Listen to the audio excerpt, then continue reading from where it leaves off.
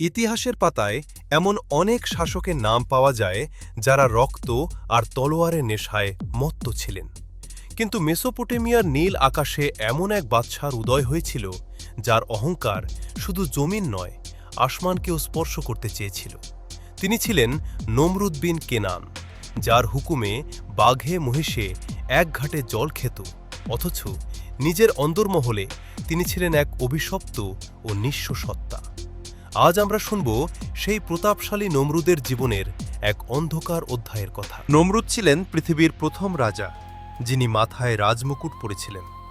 শয়তানের প্ররোচনায় তিনি নিজেকে রব বা পালনকর্তা দাবি করেন।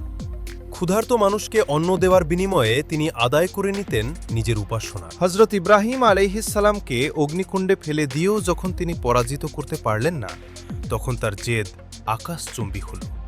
তিনি নির্মাণ করলেন বিশাল এক মিনার, টাওয়ার অফ বাবেল। তার লক্ষ্য ছিল আসমানের মালিকের বিরুদ্ধে যুদ্ধ ঘোষণা করা, কিন্তু তিনি জানতেন না মহাবিশ্বের স্রষ্টা তাকে ধ্বংস করতে কোনো বিশাল সেনাবাহিনী নয়, বরং তার সৃষ্টির সবচেয়ে তুচ্ছ এক প্রাণীকে পাঠাবেন। হাজার হাজার বছরের সুসজ্জিত বাহিনীকে ধ্বংস করতে আল্লাহ পাঠালেন মশার এক বিশাল বাহিনী। চোখের পলকে দিগন্ত অন্ধকার হয়ে গেল।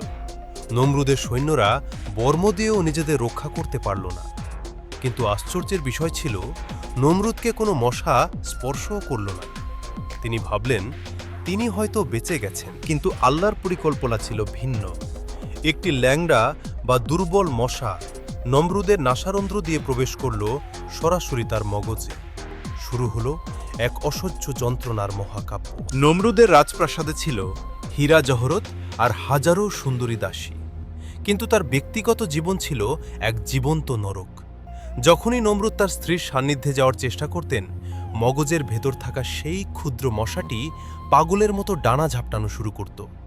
নমরুদ যখনই তার স্ত্রীর প্রতি অনুরাগী হতেন, রক্তচাপ বাড়ার সাথে সাথে মশাটি তার মগজ খুবলে খেতে শুরু করত।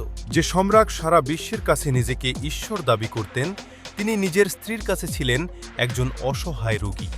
স্ত্রীর আদর বা ভালোবাসার স্পর্শ তার কাছে হয়ে উঠেছিল বিষের মতো। তিনি যন্ত্রণায় চিৎকার করে স্ত্রীকে দূরে সরিয়ে দিতেন। এই যন্ত্রণার একমাত্র উপশম ছিল অত্যন্ত লজ্জাজনক। মশাটির নড়াচড়া থামাতে নমরুদকে তার মাথায় সজোরে আঘাত করতে হতো। একসময় পরিস্থিতি এমন হল যে হাত দিয়ে তিনি বিশ্ব শাসন করতেন, সেই হাতেই কর্মচারীদের দিয়ে নিজের মাথায় জুতোর বাড়ি খেতেন। হে দুনিয়াবাসী, দেখে নাও, যে নিজেকে খোদা দাবি করেছিল, তার অহংকার চূর্ণ করতে আল্লাহ আজ তাকে নিজের ভৃত্যুদের জুতোর নিচে মাথা পাততে বাধ্য করেছেন। টানা 400 বছর নমরুদ রাজত্ব করেছিলেন, আর ঠিক 400 বছরই তিনি এই মশার যন্ত্রণায় ভুগেছেন। অবশেষে জুতোর আঘাতে তার মস্তক দ্বিখণ্ডিত হয়ে এক বিভৎস পরিণতির মাধ্যমে তার মৃত্যু ঘটে। নমরুদের এই কাহিনী আমাদের মনে করিয়ে দেয় যে মানুষের ক্ষমতা যতই হোক না কেন, আল্লাহর কুদরতের সামনে তা ধূলিকণার সমান।